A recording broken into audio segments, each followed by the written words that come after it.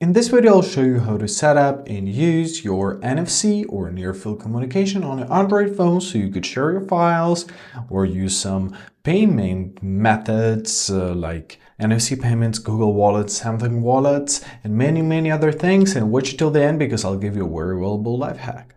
So let's start with turning on our NFC and making sure that our phone supports this technology. Open up your settings, locate your more connectivity options, locate your NFC, and make sure that the switch is turned on. Here you can already set up your payment method, and as I already said, the NFC is your ultimate payment method. So you can use Google Pay, Samsung Wallet, many other options, and they're all work through NFC. Great. Now let's go to the other thing, is a quick share.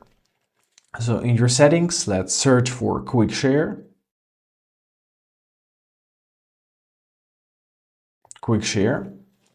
And there we are. And make sure that this option is enabled. Make sure that it's set up.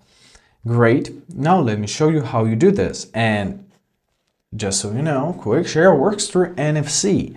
So open up your gallery, make sure you have your quick share on, make sure you have your NFC on, choose any picture, in my case it's going to be this simple screenshot, and press share. Choose quick share. So now you're simply to bring another phone close to your phone and they will connect to each other through NFC, or you may use QR code as well. Easy as that. It's ultimate. It's like AirDrop or Android Beam. So it's a very useful and a very fast and convenient option. And also you may set up or use if somebody set it up for you, right?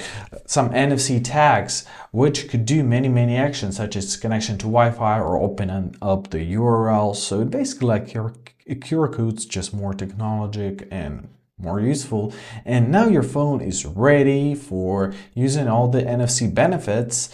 And I hope this video was helpful. Thank you so much for watching. Have a great day, and please consider subscribing to our channel.